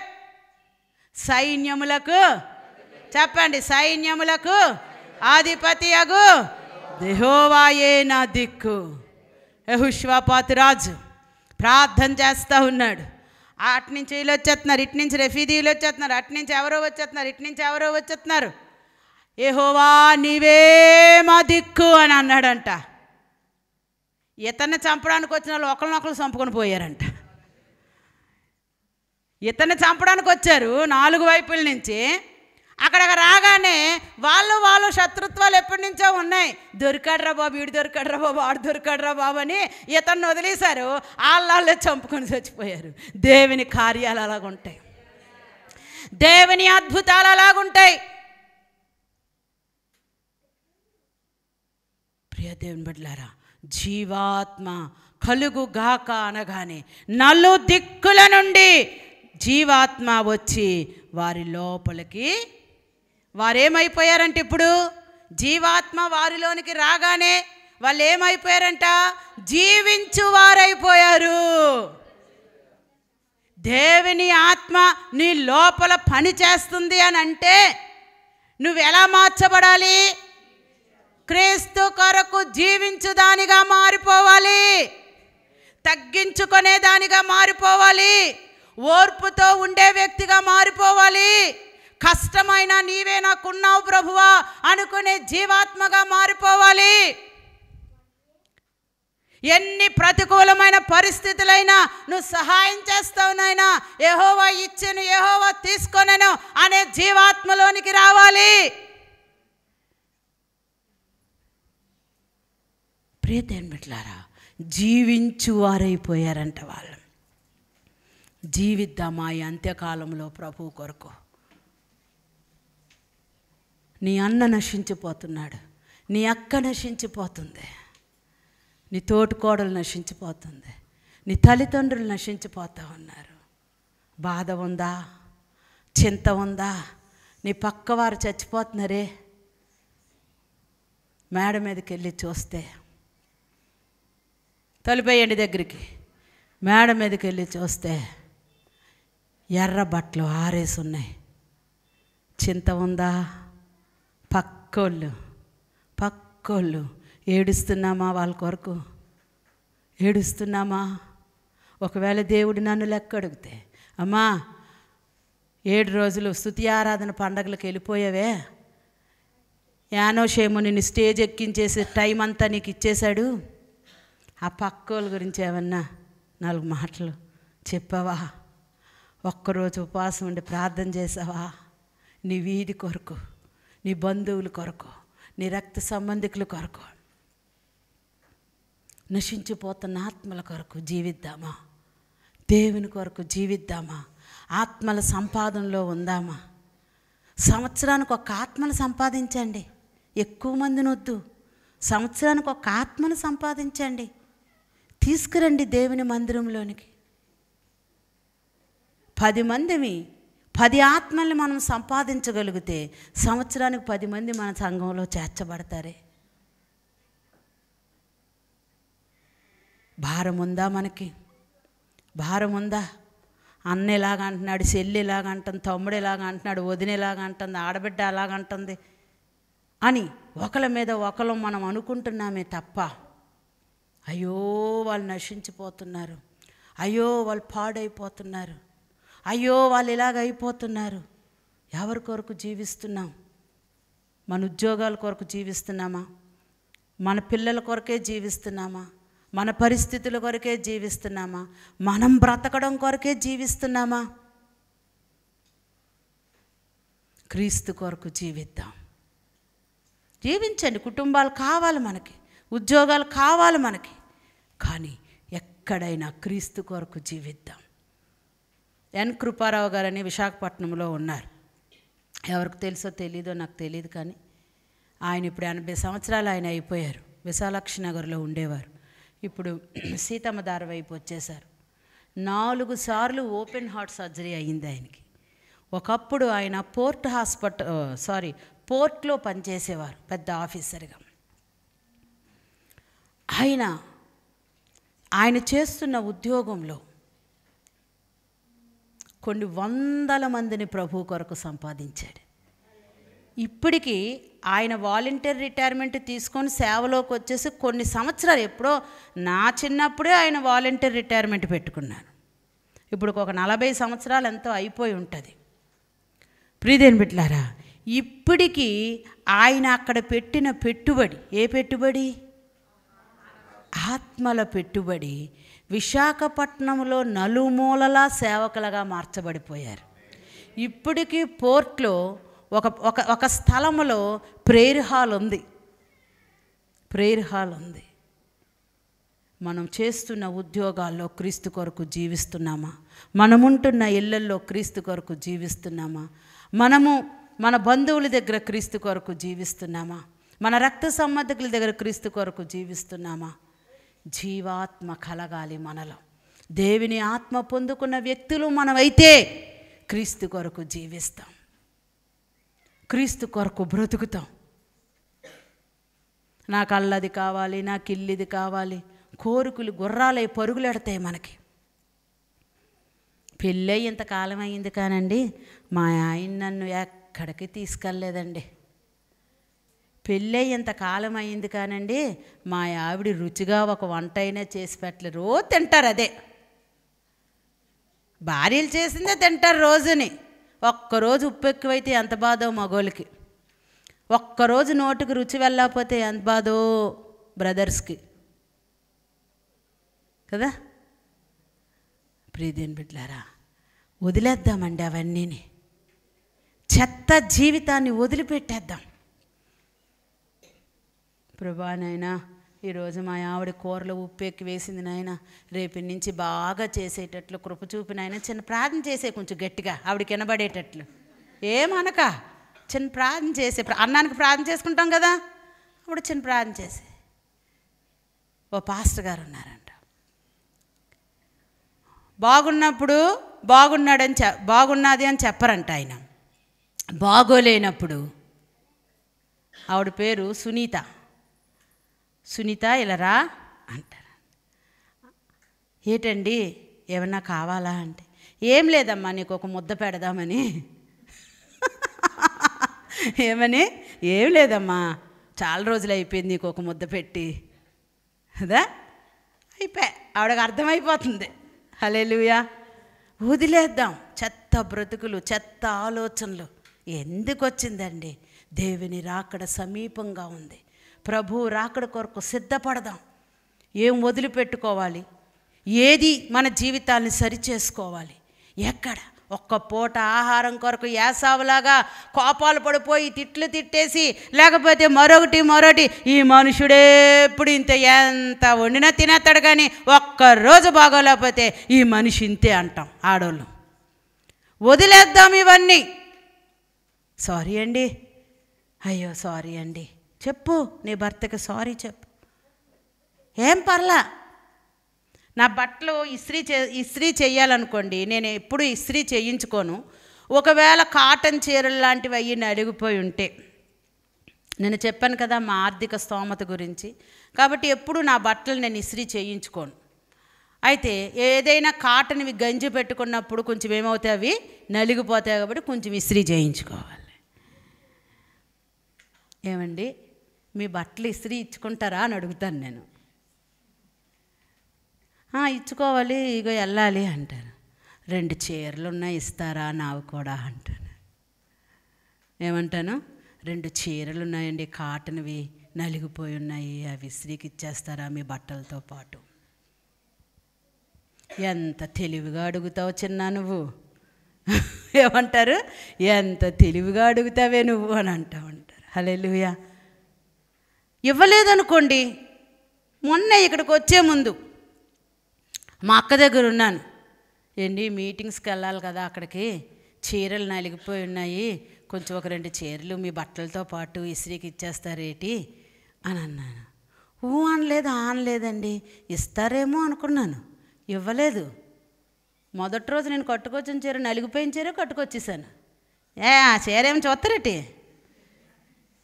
నాలో ఉన్న క్రీస్తుని చూడాలి, నాలో ఉన్న జీవాన్ని చూడాలి, నాలో ఉన్న దేవుణ్ణి చూడాలి. ఇవన్నీ కాదు. అంత మాత్రాన నా భర్త మీద నేను అలిగి కోప్పడి చిరాకు పడి కొట్లాడితే ఏమన్నా వస్తుందా నాకు? ఇక్కడ వాక్యం చెప్పలేను, అలాగైతే నిలబడలేను నేనైతే మట్టికి. హల్లెలూయా. జీవిద్దాం. ఎవరి కొరకు? మన కొరకు ప్రాణమిచ్చి మూడవ దినాన తిరిగి లేచిన యేసు కొరకు మనము జీవిద్దాం. యేసు కొరకు జీవిద్దాం. కోట్ల మంది ప్రజలు కుప్పలుగా పడి రక్షణ లేక నశించిపోతూ ఉంటే ఇంకా ఈ లోకంలో ఏం బ్రతుకుతాం మనం? ఎందుకు ఈ బ్రతుకు? ఎందుకు ఈ జీవితం?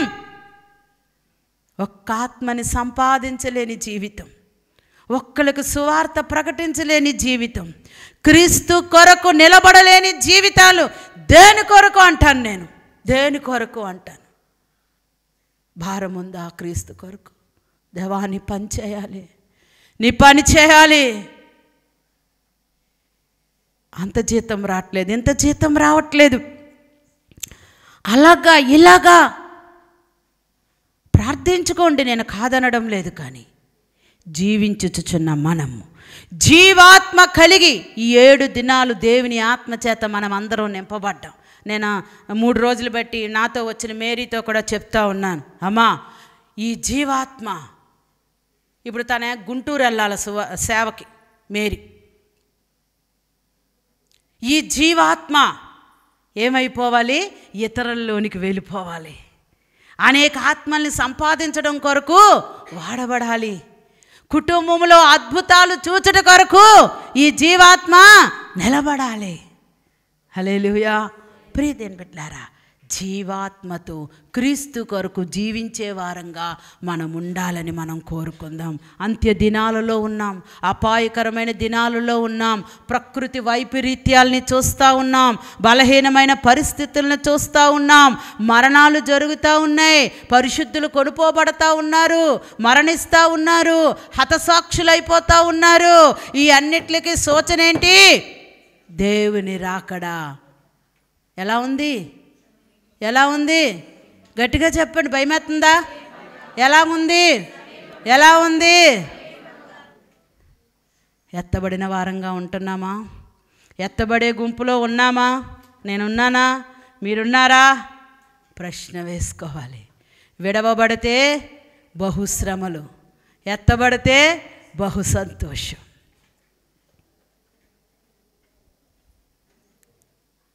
నేను ముగించేస్తా ఉన్నాను. జీవాత్మ కలిగిన వారంగా ప్రభు కొరకు ఈ అంత్య దినాల్లో జీవిద్దాం. ఈ 7 దినాలు ఈ పరలోకపు గవినిలో మనం ఉండి బయటికి వెళ్ళబోతూ ఉన్నాం. మనం ఎక్కడికి వెళ్తున్నాం? బయటికి వెళ్ళబోతూ ఉన్నాం. మనం నీ ఇంట్లో నెమ్మది కలగాలి, నీ ఒంట్లో శక్తి కలగాలి. ఎన్ని అనారోగ్యాలు ఉంటాయండి, ఎన్ని ఉంటాయో. ఉన్నాయివ్వండి. ఎలాగా? వాటికెందుకు మనం భయపడాలా? నాకు షుగర్ ఉంది, థైరాయిడ్ ఉంది, విపరీతమైన కొలెస్ట్రాల్ ఉంది శరీరంలో, విపరీతమైన కొలెస్ట్రాల్. ఎక్కడి నుంచి వస్తుంది కొలెస్ట్రాల్ అనేది అర్థం అవ్వట్లేదు నాకు. కాళ్ళు మంటలు, కాళ్ళు నొప్పులు, నడవలేకపోతున్నాను. ఒక్కొక్కసారి మందిరంలోనికి రాగానే అటు ఇటు తిరిగి దేవుని ఆరాధించగానే, దేవుని శక్తి కమ్ముకోగానే ఎంతసేపు అయినా నిలబడి దేవుని వాక్యం చెప్పగలుగుతాం. హల్లెలూయా, హల్లెలూయా. ఎంతసేపు అయినా నడిచి దేవుని ఆరాధించగలుగుతా ఉన్నాం, ఎంతసేపు అయినా దేవుణ్ణి మహిమపరచగలుగుతా ఉన్నాం. అప్పుడే అయిపోతుందా ఇంకో 3 రోజులు ఉంటే బాగున్ను అనిపిస్తుందా? ఎందుకులే బాబు 7 రోజులు బట్టి, ఆ పాస్టమ్ గారు కాబట్టి 3 రోజులు వచ్చి వెళ్ళిపోతున్నారు, మేము 7 రోజులు బట్టి ఉన్నాము. వెళ్దాం. ఇక్కడే ఉండిపోతే ఎలాగా? విస్తరించాలి. మనము బయటకు వెళ్ళాలి, మనము ప్రకటించే వారంగా ఉండాలి. వెళ్ళి పిల్లల్ని కని గొర్రెల్ని దేవుని మందిరంలోనికి తీసుకొచ్చే వారంగా ఉండాలి. జీవాత్మతో నింపబడతాం.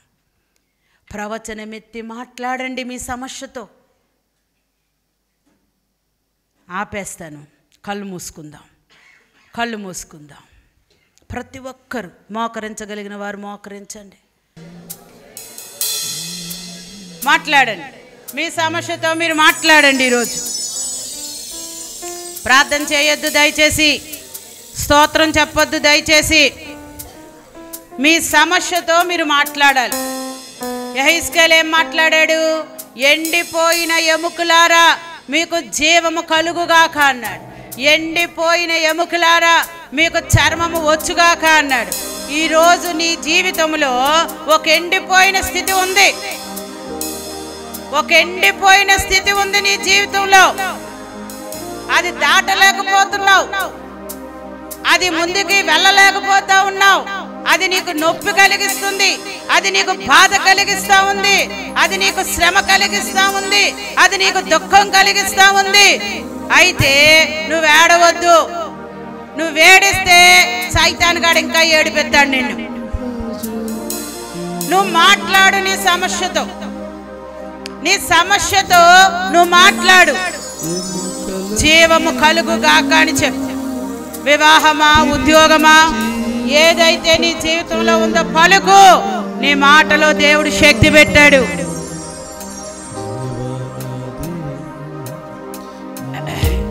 నీ మాటలో దేవుడు శక్తి పెట్టాడు. పలుకు, మాట్లాడు, మాట్లాడు. వాక్యం విన్నారు కదా, మాట్లాడండి. నీ ఎండిపోయిన స్థితితో నువ్వు పలుకు.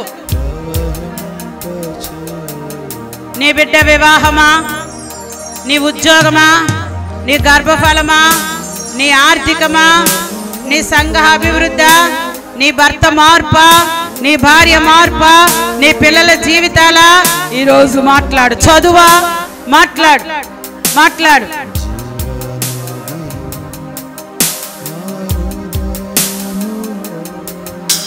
నీకు నువ్వే ప్రవచించుకో, నీకు నువ్వే ప్రవచించుకో. నీకు దేవుడా శక్తి ఇస్తున్నాడు. నీకు నువ్వే ప్రవచించుకో.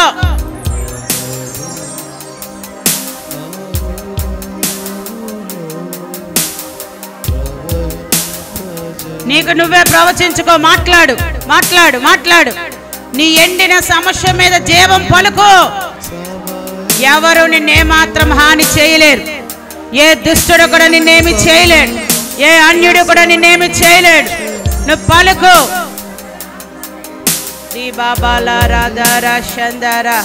మాట్లాడు. పక్క వాళ్ళని చూడక, సమస్యను చూడక, దానితో జీవము కలుగుగాక అని నువ్వు మాట్లాడితే చాలు. దేవుడు గొప్ప శక్తిని ఈరోజు విడుదల చేయబోతా ఉన్నాడు. గొప్ప శక్తిని విడుదల చేయబోతా ఉన్నాడు.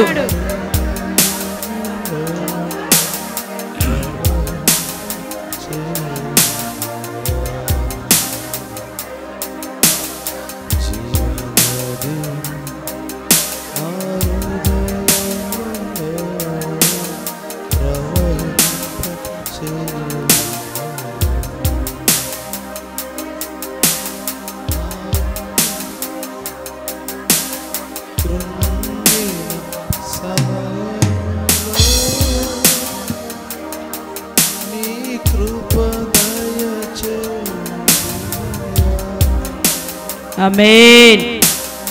నమ్మిన వారందరూ స్తోత్రం చెప్పండి. మీరు ఏ సమస్య మీదైతే జీవాన్ని పలికారో అది మీకు జరుగుతుందని స్తోత్రం చెప్పండి. చప్పట్లు కొడుతూ దేవుని స్తుతించండి. నమ్ముచున్నాము, నమ్ముచున్నాము, నమ్ముచున్నాము, నమ్ముచున్నాము, నమ్ముచున్నాము, నమ్ముచున్నాము, నమ్ముచున్నాము. ఆమేన్, ఆమేన్, ఆమేన్.